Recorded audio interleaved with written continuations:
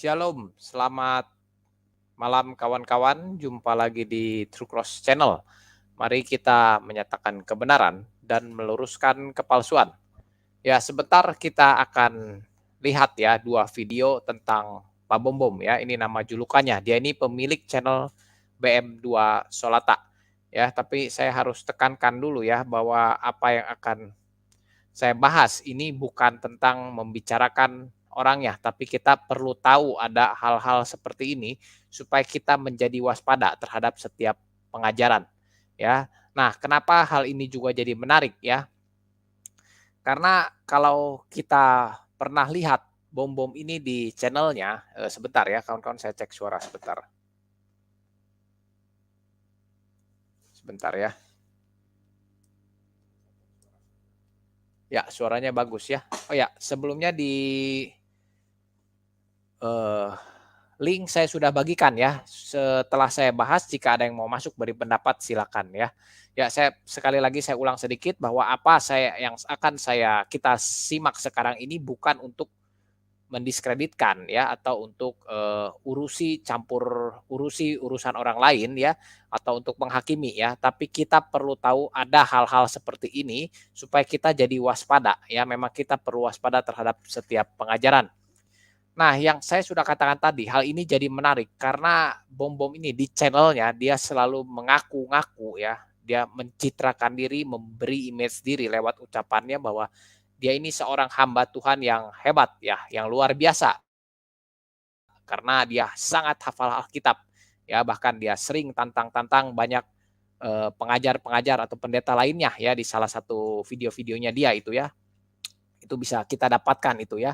Nah, lalu dia juga mengaku dia seperti itu karena dia sudah sekolah teologi ya. Jadi ya selain dia klaim dia paling hafal Alkitab, dia sudah sekolah teologi ya dan lain dan seperti itu, dia juga ekspresikan ya di videonya itu bahkan dia sambil tutup mata begitu kalau ajak orang-orang berdebat ya, orang Kristen tentunya ya. Nah, itulah yang sering dia lakukan ya di channelnya dia ini ya, menantang-nantang orang-orang Kristen ya, pendeta-pendeta lainnya. Ya, apalagi orang-orang Kristen yang tidak pendapat dengan dia, sering juga tidak luput dari maki-makiannya dia, ya. Nah, tapi tentunya itu yang buat jadi menarik ya. Ya, dengan kesombongan dan arogannya apakah sesuai dengan apa yang sudah dia katakan? Ya, tapi kita tahu ini bukan untuk jadi melakukan apapun, tidak ya. Kita hanya untuk tahu, untuk waspada ya. Kebenarannya ya itu hanya dia dan Tuhan yang tahu tentunya ya. Nah, kita juga tidak berkepentingan untuk cari lebih lanjut, hanya kita simak dari video yang sudah beredar di YouTube saja ya. Dari situ saja kita akan belajar untuk buat kita jadi waspada seperti itu. Nah, kita akan lihat ya, saya punya dua video tentang pengakuan dari Pak Bom Bom sendiri ya. Nah, apakah dia ini seorang pendeta? Ya, itu urusan dia lah ya. Nah, ataukah dia ini hanya seorang YouTuber yang memanfaatkan penginjilan sebagai ladang cari uang saja? Ini pun kalau seperti itu ya, itu pun urusan dia ya.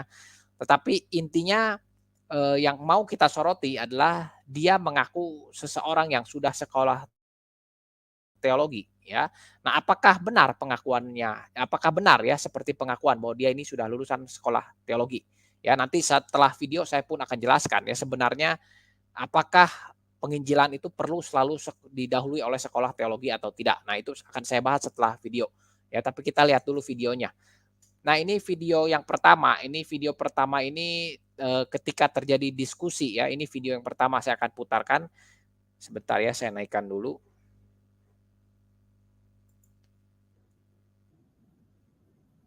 Ya, ini video yang pertama ya. Ini video pertama ini tentang pengakuan dia yang sudah sekolah teologi di depan pendeta Muriwali ya.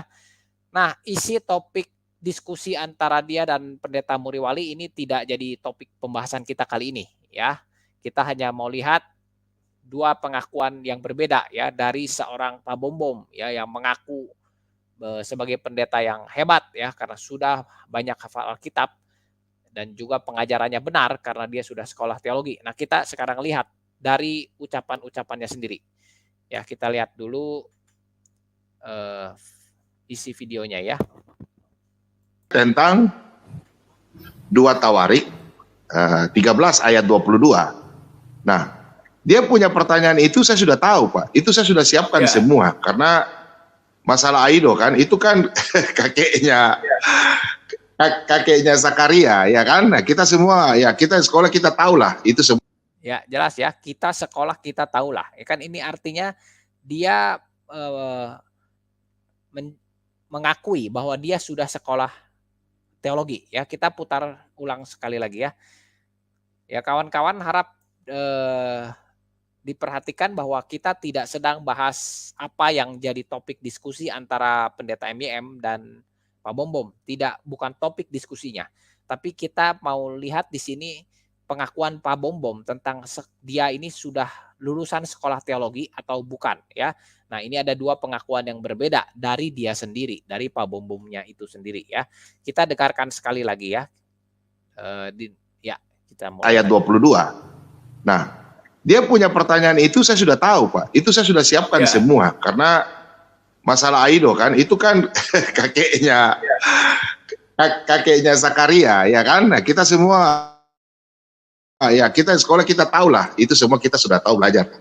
Nah, pada waktu dia bertanya, ya tadi jelas ya, kita semua tahu lah, kita sekolah ya, kita dengar sekali lagi ya, ini biar cepat ya. Kakeknya Zakaria, ya kan? Nah, kita semua, ya kita sekolah kita tahu lah. Kita sekolah kita tahu lah, ya jelas kan, artinya ini dia mengaku di depan Pendeta MYM bahwa dia lulusan sekolah teologi.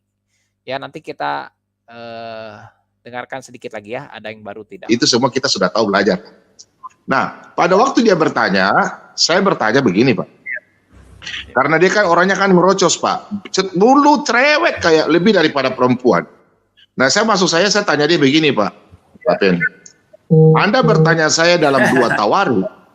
Ya, sudah tidak ada ya. Jadi pengakuannya itu memang singkat ya, tapi ini kalau dicermati ini pengakuan yang ya entahlah ini kebenarannya yang mana, tapi yang jelas di video dengan Pendeta Muriwali, dia mengaku kepada Pendeta Muriwali dia sudah sekolah teologi ya. Sekali lagi kita dengarkan supaya jangan jadi salah. Itu semua kita sudah tahu belajar.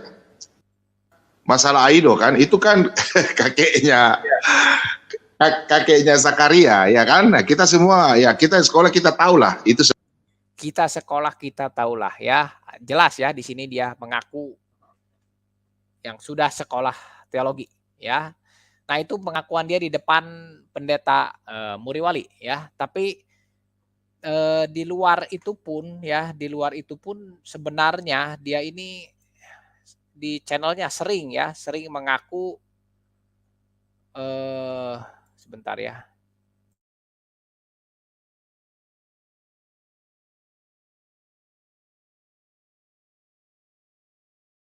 Kawan-kawan.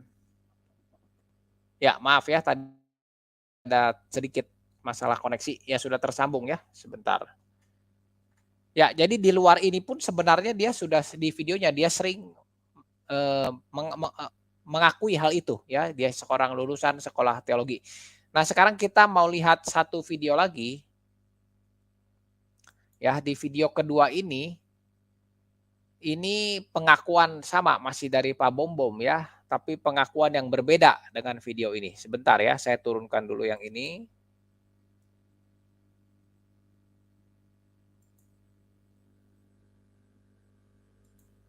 Ya, saya naikkan yang lain ya.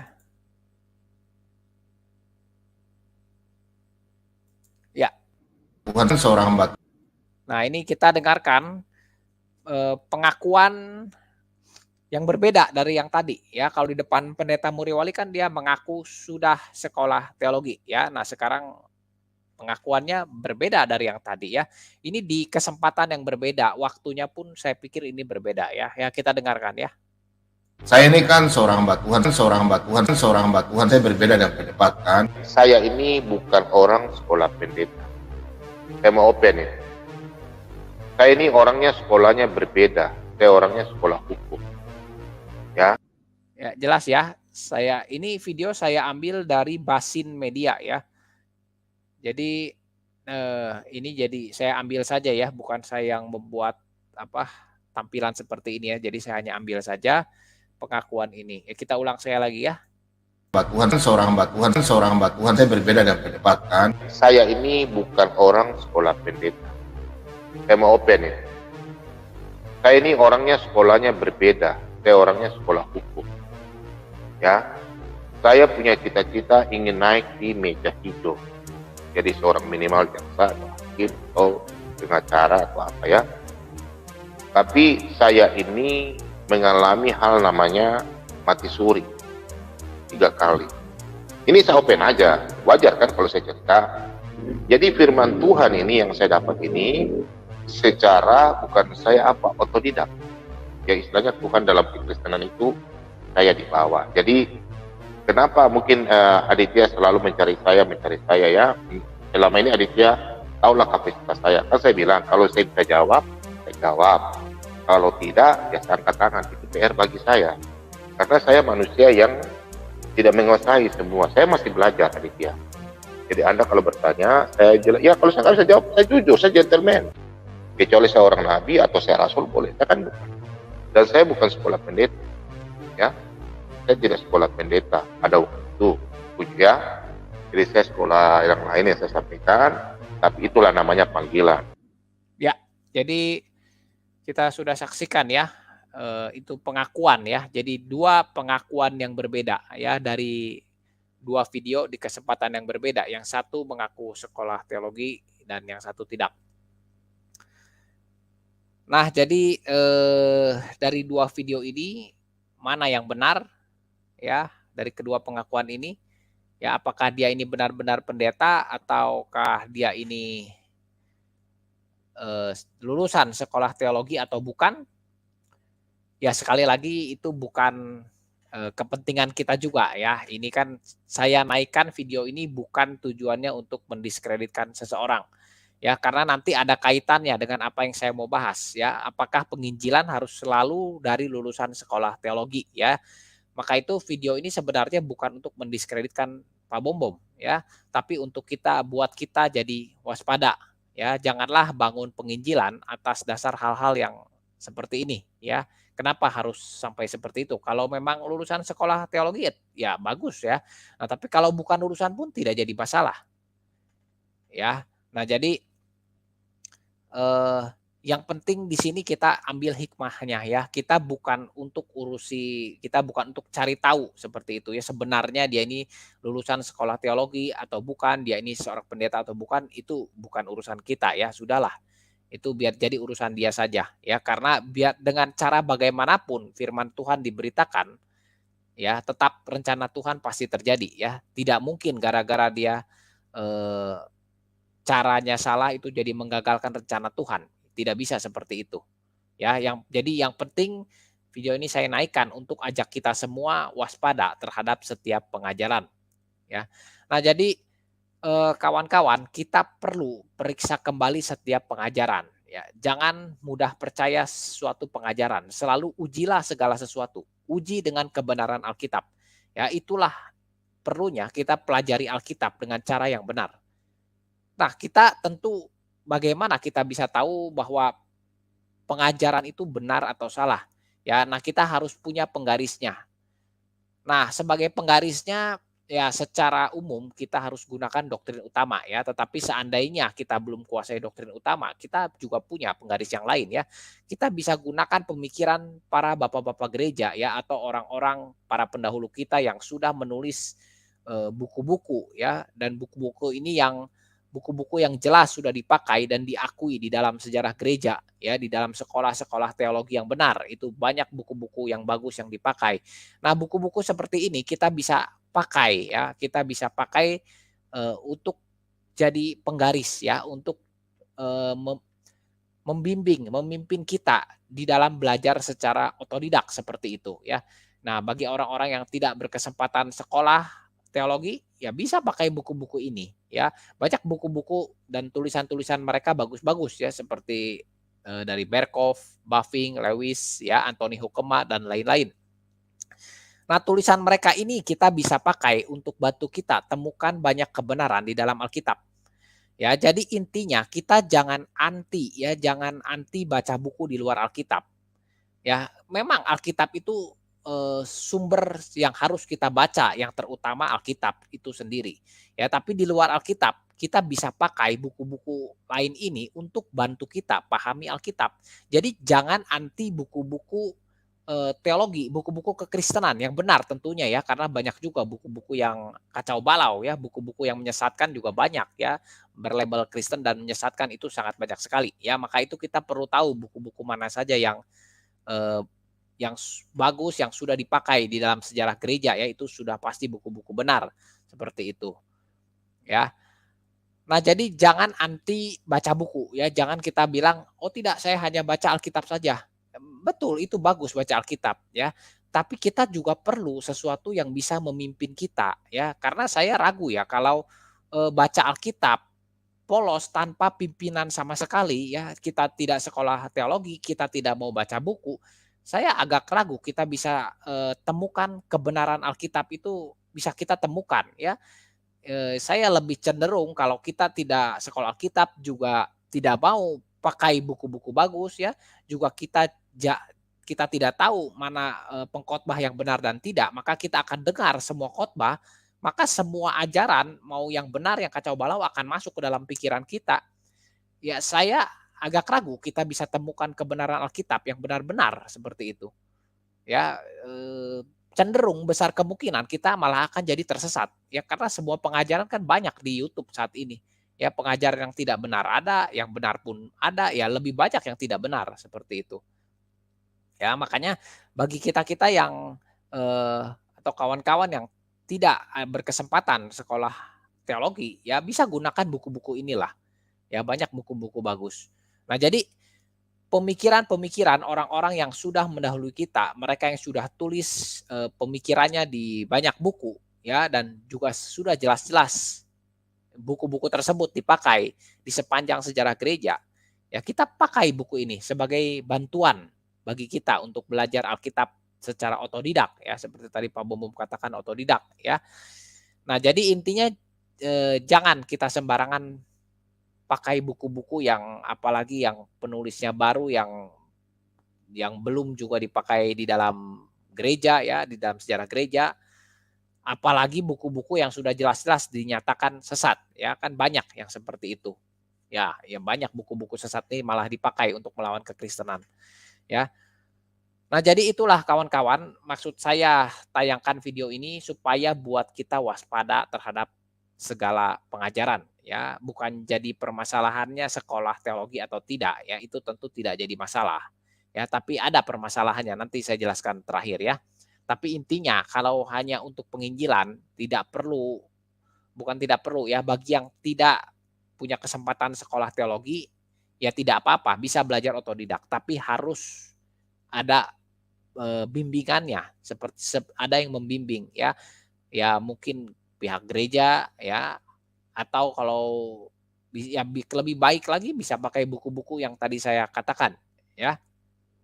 Nah jadi intinya video ini untuk mengajak kita semua selalu waspada ya, jangan mudah percaya setiap pengajaran, tapi kita perlu ujilah setiap pengajaran. Ya mungkin orang bisa salah ya, ya pengajar benar pun bisa salah ya, saya pun bisa salah ya. Nah, tetapi kalau kita punya penggarisnya, nah ini yang akan, membantu kita, menjaga kita keluar dari kebenaran Alkitab. Ya, kita ini kan Kristen tuh satu tubuh, ya berarti saling melengkapi. Ada yang belum kita tahu, orang lain sudah tahu, ya seperti itu. Jadi kita harus saling melengkapi. Nah, termasuk buku-buku bagus ini ya, itu bisa bantu banyak sekali. Ya, buku-buku ini juga dipakai oleh orang-orang di sekolah teologi ya, dan itu bukan buku terlarang untuk yang tidak sekolah, tidak ya. Buku itu juga bagus dan sangat baik apabila mau dipelajari untuk oleh orang-orang yang tidak berkesempatan sekolah teologi ya. Nah, jadi jangan hanya, kita silau oleh, pengajarnya ya atau oleh pengkhotbahnya seperti itu ya, sebenar apapun orang tetap ada kemungkinan salah ya. Apalagi kalau yang seperti kita lihat di video tadi ya, punya 2 pengakuan berbeda, ini jadi semakin meragukan, seperti itu. ya. Nah, ada juga yang pengajarannya seolah-olah Alkitabiah tetapi itu keluar dari kebenaran Alkitab. Ada juga yang seperti itu, ya. Atau orang-orang yang mengaku paling hafal Alkitab, ya, tapi hafal Alkitab itu tidak berarti dia eh, punya pemahaman yang benar. Ini berbeda, ya. Jadi hafal Alkitab bukan berarti punya pemahaman yang benar. Nah, karena banyak sekali kemungkinan-kemungkinan ini, maka yang penting kita perlu tahu penggaris kacamata apa yang bisa kita pakai untuk memastikan pengajaran yang kita terima itu pengajaran yang benar sesuai dengan kebenaran Alkitab. Nah, inilah yang penting, ya. Nah, kawan-kawan nanti kalau ada kawan-kawan yang perlu buku-buku yang baik ya, yang bisa bantu kita belajar Alkitab, ya nanti saya bisa rekomendasikan ya buku-buku tersebut. Bisa kawan-kawan email atau tanya saya di kolom komentar ya. Nanti saya rekomendasikan buku-bukunya, dan ini banyak ya buku-buku itu kawan-kawan bisa cari di Momentum Bookstore, yaitu punyanya GRII ya. Nah, atau bisa juga cari di Tokopedia, itu juga bisa ya. Yang penting tahu judulnya dulu. Jadi bisa kapan kawan-kawan perlu bisa dibeli seperti itu ya. Nah, jadi sekali lagi kawan-kawan, video ini tidak untuk buat kesimpulan tentang bom-bom ya, kita hanya simak saja tadi ada dua pengakuan berbeda dari beliau ya. Kita tidak sedang bela siapapun ya, tidak juga sedang mendiskreditkan siapapun, tapi kita perlu tahu bahwa inilah faktanya saat ini. Ya, jadi urusan bom-bom itu pendeta atau bukan, sekolah teologi atau bukan, ya itu urusan dia sendiri lah ya dengan Tuhan seperti itu. Ya, motivasinya apa ya itu juga urusan dia dengan Tuhan ya. Yang penting kita jangan jadikan Tuhan ini sebagai bahan main-main. Nah, sedikit saya perlu bahas ya sebelum saya akhiri, saya perlu bahas sedikit lagi. Nah, nanti kawan-kawan setelah saya selesai silakan kalau ada yang mau masuk beri pendapat ya, satu atau dua orang silakan ya kalau ada yang mau ya. Nah, saya akan bahas apakah bermasalah jika seorang penginjil itu bukan lulusan dari sekolah teologi. Ya, sebenarnya tidak ada masalah sama sekali ya. Bukan lulusan sekolah teologi pun dia tetap punya tanggung jawab penginjilan ya, karena penginjilan ini ekspresi ucapan syukur karena dirinya sudah menjadi orang Kristen ya, menjadi umat pilihan Tuhan. Jadi penginjilan ini salah satu ekspresi syukur ya. Jadi penginjilan ini sebenarnya tanggung jawab juga ya, ekspresi syukur juga kita sebagai umat Tuhan. Jadi penginjilan ini bukan hanya tanggung jawab atau beban pendeta atau beban pengajar saja ya, tapi ini tanggung jawab semua umat Tuhan. Nah, tetapi penginjilan itu perlu dikerjakan atas dasar kebenaran Alkitab. Ya, jadi jangan orang penginjilan asal-asalan seperti itu ya, tanpa belajar dulu langsung penginjilan, ini bisa menyesatkan. Nah, bagi orang-orang yang tidak sekolah teologi, mungkin karena tidak ada kesempatan, tidak ada waktu ya, karena sibuk bekerja, ya tetap saja mereka perlu kerjakan penginjilan. Ya, penginjilan itu kan bukan artinya harus menginjili seperti di khotbah di mimbar di gereja, tidak seperti itu ya. Nah, kalau khotbah di mimbar gereja, nah itu tugasnya pendeta ya. Nah, bukan pendeta penginjilannya bukan di mimbar gereja ya, di luar mimbar gereja. Nah, tetapi intinya sebelum kerjakan tanggung jawab penginjilan perlu belajar dulu ya, jangan asal-asalan ya. Tidak masalah belajar otodidak. Yang penting kan saya sudah tekankan tadi, kita punya sumber-sumber yang jelas yang bisa kita pakai. Kita tahu kacamatanya, penggarisnya, kerangkanya kita tahu. Ya, supaya kita tidak salah belajar. Ya, kalau kita salah belajar kan itu artinya kita menyebarkan Injil yang salah, Injil yang berbeda. Nah, itulah fungsinya orang-orang yang mau penginjilan tapi tidak sekolah Alkitab tetap perlu belajar dulu ya. Nah, belajar pun tidak perlu sampai kita paham seluruh isi Alkitab, tidak ya. Tidak ada di dunia ini orang yang paham menggali seluruh isi Alkitab dari Kejadian sampai Wahyu ya, Perjanjian Lama dan Perjanjian Baru, tidak ada ya. Profesor pun tidak ada di dunia ini profesor yang punya 2 gelar di Perjanjian Lama dan Perjanjian Baru, tidak ada ya. Sampai detik ini hanya ada salah satu ya, mau di Perjanjian Lama atau Perjanjian Baru ya, karena isi Alkitab ini tidak akan pernah habis kita gali ya, sebagai manusia yang terbatas umur hidupnya tidak mungkin umur kita ini cukup untuk gali seluruh isi Alkitab dan pahami semuanya, tidak bisa.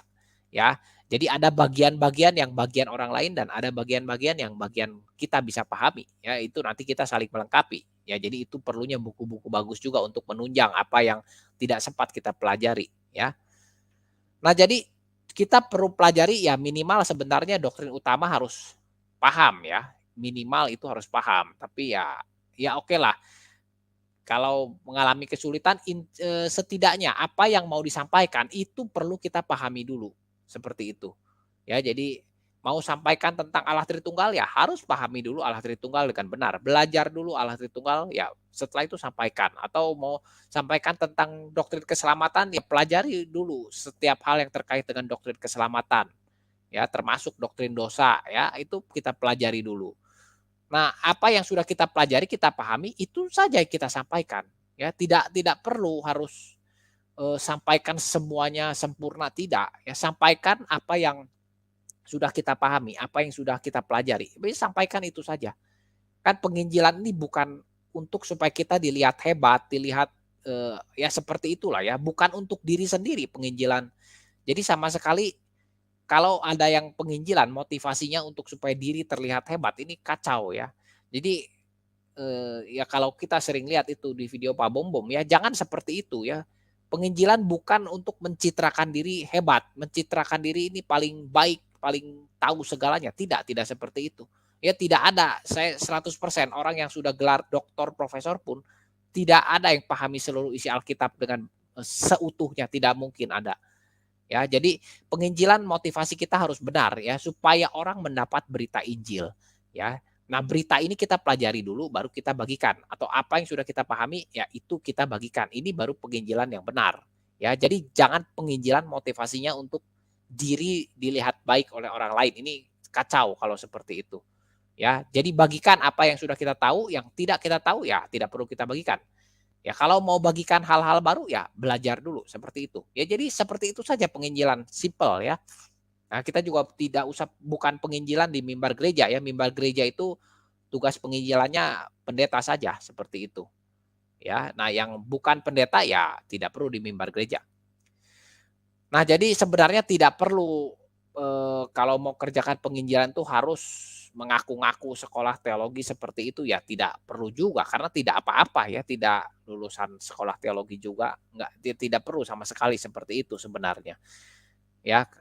Nah, tapi kalau terjadi seperti bom-bom ini ada dua pengakuan, yang satu mengaku sekolah teologi di depan pendeta Muriwali, yang satu lagi ternyata dia sudah mengakui dulu ya tidak sekolah teologi ya entah ya apa motivasinya. Ya kita bisa lihat contoh dari Alkitab ya. Ya saya sebut penginjil awam ya. Kita bisa lihat contoh-contoh Alkitab tentang penginjil awam ini. Kita bisa lihat seperti Stefanus, Barnabas dan lain-lain ya. Mereka ini penginjil-penginjil awam yang luar biasa loh, dari jemaat ya. Mereka bukan seperti rasul-rasul, tidak ya. Mereka ini dari golongan jemaat, tapi mereka penginjil yang luar biasa. Ya, tetapi mereka kan memberitakan Injil yang benar karena mereka sudah belajar seperti itu. Ya, jadi penginjil awam ini memang sejak zaman Alkitab ya sudah ada seperti itu. Ya, jadi bukan karangan saya sendiri ya. Memang sejak zaman Alkitab sudah ada. Ya, kalau orang zaman ini mungkin ya itu yang tidak sekolah teologi ya, tapi mengerjakan penginjilan. Ya ada zaman dulu itu seperti Stefanus itu. Ya, yang mati dirajam. Nah, ya jadi yang penting kita harus bangun pelayanan kita ya atas dasar kemurnian untuk mau beritakan Injil ya supaya Injil tersebar seperti itu, supaya orang boleh kenal Injil. Ya, jadi jangan bangun pelayanan kita atas dasar kebohongan dan kemunafikan. Ya kecuali kalau kita siap dibuang Tuhan pada hari penghakiman nanti ya silakan kerjakan sesuka hatinya saja. Ya, tapi dengan cara bagaimanapun Injil diberitakan itu tidak akan menghalangi ya apa yang sudah ada di dalam ketetapan Tuhan. Tidak mungkin menghalangi rencana Injil untuk disebarkan sampai ujung bumi. Tidak mungkin ya. Jadi tidak ada kerugian sebenarnya untuk Tuhan ya mau bagaimanapun penginjilan dikerjakan ya. Karena Tuhan pun pakai iblis untuk layani rencana Tuhan ya. Tuhan pakai apapun untuk rencana Tuhan tetap terjadi. Ya, jadi jangan pikir dengan cara-cara kita yang salah nanti Tuhan yang dirugikan atau kekristenan yang dirugikan. Tidak, ya, tidak mungkin itu terjadi. Ya, dengan cara bagaimanapun tidak mungkin itu menghalangi rencana Tuhan. Ya, jadi yang rugi malah diri kita sendiri, seperti itu. Nah, itu saja yang mau saya sampaikan, kawan-kawan. Ya, jika ada yang mau naik, sampaikan beberapa pendapat, silakan ya. Saya tunggu sebentar ya, karena saya tidak akan panjang video ini. Ya, silakan saya tunggu sebentar kalau ada yang mau naik berikan pendapat ya. Saya lihat tidak terlalu banyak ini yang lihat sekarang ya. Mungkin sudah malam ya. Besok hari kerja. Ya, tidak apa-apa, saya tunggu sebentar saja. Ya, kalau tidak akan saya akhiri ya. Jadi seperti itu kawan-kawan, penginjilan ini yang penting ini satu ekspresi kita, satu ekspresi ucapan syukur kita karena kita sudah dipilih oleh Tuhan ya untuk jadi umat Tuhan. Nah, kita perlu ekspresikan ini dengan bagikan apa yang sudah kita terima, kita bagikan kepada orang-orang. Ya. Nah, tetapi untuk bagikan tentu sekali lagi tidak bisa kita asal-asalan seperti itu ya. Kita perlu perlengkapi diri kita dulu ya. Jangan sampai kita ini kan seperti berperang ya, berperang tanpa senjata seperti itu. Ini kan konyol namanya ya. Akhirnya malah kita beritakan hal-hal yang salah ya. Seolah-olah benar ayatnya kita bagikan ya tinggal kita baca kan. Tetapi kalau kita tidak memahami dengan benar ya maka tafsiran ayat itu pun akan jadi kacau balau. Ya akhirnya kita bagikan apa yang tidak benar, apa yang bukan dimaksud penulisan Alkitab seperti itu. Nah, jadi itu fungsinya kita perlu belajar dulu ya. Jadi tidak masalah ya orang-orang yang bukan sekolah teologi tapi terbeban untuk mau penginjilan ya silakan kerjakan itu ya. Memang itu ekspresi umat Tuhan ya salah satu ekspresi dan itu juga tanggung jawab kita sebagai umat Tuhan. Jadi silakan kerjakan itu ya, tapi pelajari dulu ya, pelajari dulu apa yang mau dibagikan ya atau bagikan apa yang sudah kita pahami. Ya intinya seperti itu saja. Ya. Ya tentunya kalau ada kesempatan ya baik ya kita sekolah teologi dulu seperti itu. Kalau ada kesempatan kan tidak harus juga sudah sekolah teologi itu harus jadi pendeta, tidak juga seperti itu ya. Jadi sekolah teologi bukan otomatis jadi pendeta ya. Sekolah teologi itu dapat gelar jelas di situ ya, tapi bukan otomatis jadi pendeta ya karena ada juga yang sudah sekolah teologi tapi tidak jadi pendeta ya karena sibuk berbisnis dan lain-lain ya ada juga ya. Ya jadi intinya seperti itu kawan-kawan. Yang penting kita ini punya niat yang benar untuk bagikan apa yang sudah kita terima dari Tuhan. Ini kan satu ekspresi ucapan syukur kita. Ya kita sudah Tuhan pilih jadi umat Tuhan, ya kita bagikanlah sukacita ini. Ya sebelum bagikan kita pelajari dulu supaya apa yang kita bagikan itu benar-benar sesuai kebenaran Alkitab. Ya kawan-kawan, tidak ada yang masuk ya. Baik kalau tidak ada, saya akan akhiri saja ya. Karena memang ini juga hari kerja ya. Besok kita tetap masih bekerja ya. Oke, jadi saya akan akhiri saja ya. Saya bicara sampai di sini. Ya kita ya tetap semangat lah ya dan mari kita terus doakan ya supaya penginjilan ini bisa dikerjakan dengan lebih baik ke depannya dan kita juga doakan semua orang-orang yang terbeban dalam misi penginjilan untuk semakin giat, semakin rajin belajar Alkitab ya supaya dasar penginjilannya ini didasari oleh takut akan Tuhan ya seperti itu. Ya ada satu komentar ya sebentar kita lihat apa ini.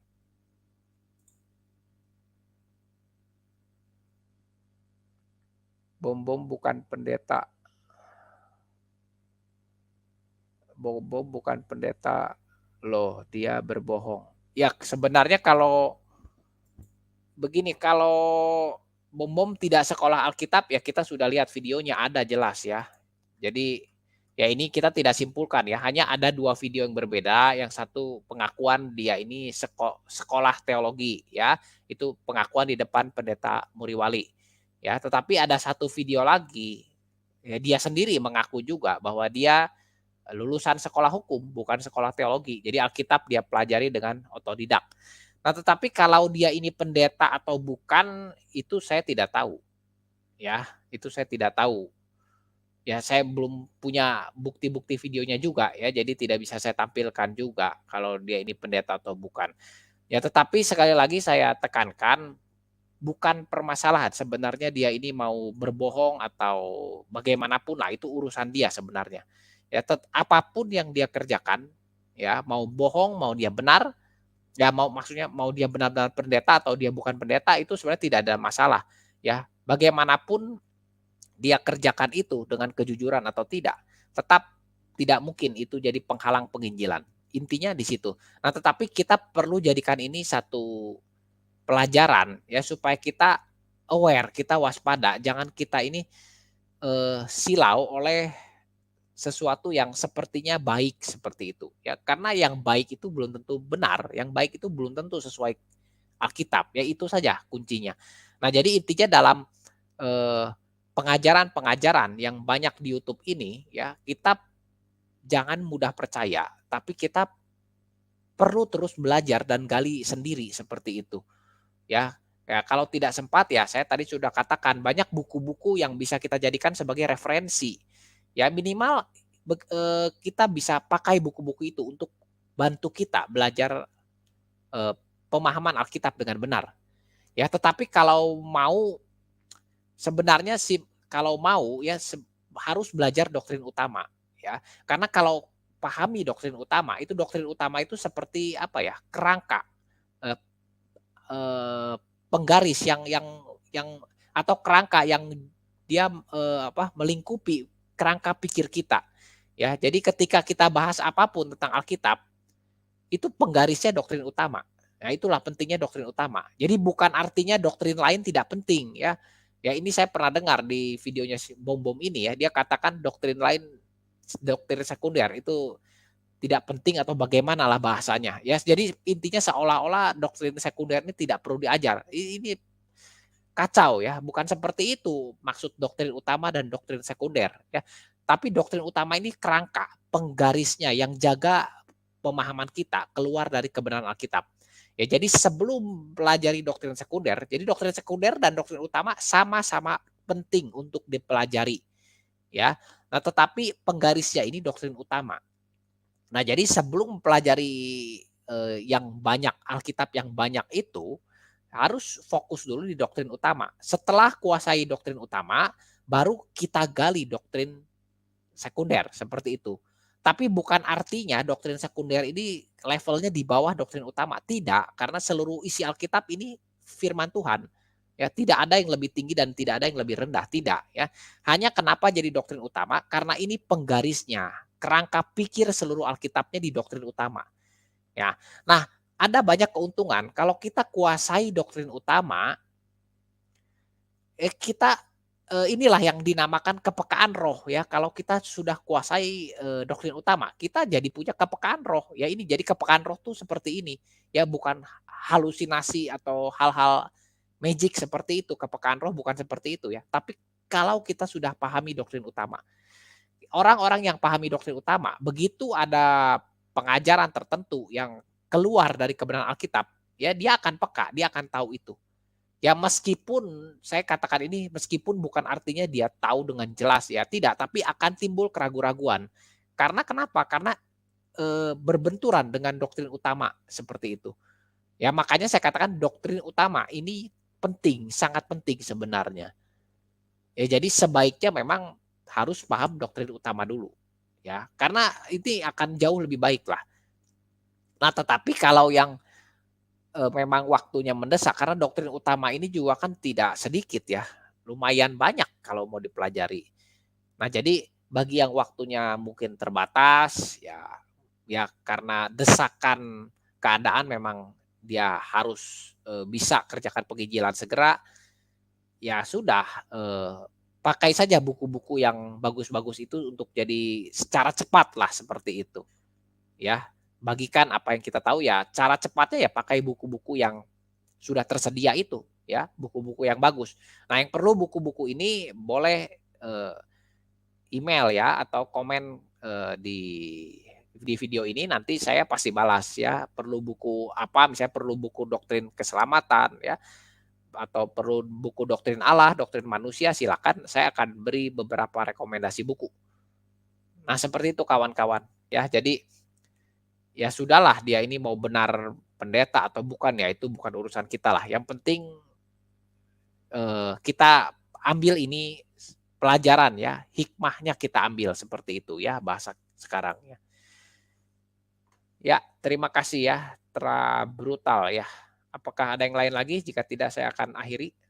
Sudah 40 menit ya. Ya baik ya, saya akhiri. Terima kasih bagi yang sudah menyimak sampai selesai. Ya, selalu tetap semangat ya, kita belajar Alkitab dengan cara yang benar. Terima kasih juga bagi yang sudah subscribe, dan juga mohon subscribe bagi yang belum. Mari kita terus berjuang bersama untuk menyatakan kebenaran Alkitab. Dan sampai jumpa di video selanjutnya. Selamat malam, selamat beristirahat. Tuhan memberkati.